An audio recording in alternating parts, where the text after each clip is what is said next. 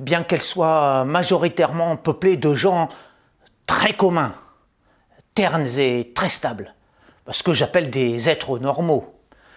Sur notre planète scintillent toutes sortes de personnes étranges et mystérieuses.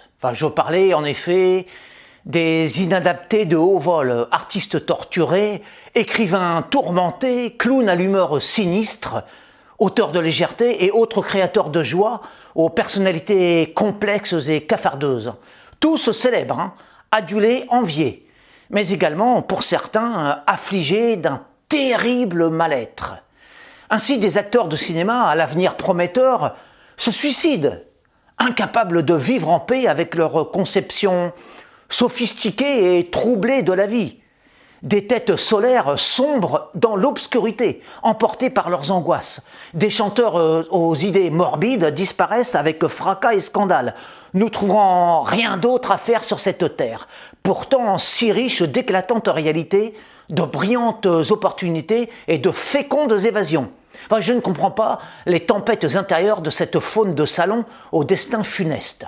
Je suis hermétique à leurs problèmes de comédiens, de saltimbanques, de peintres, de romanciers, de génies, de penseurs, que j'estime soit imaginaires, soit hors de ma portée.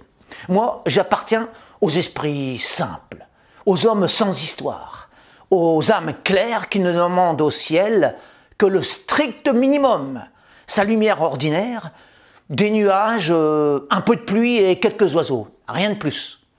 Eux refusent tout ce que le sort leur offre, exigent l'impossible et finalement choisissent le néant.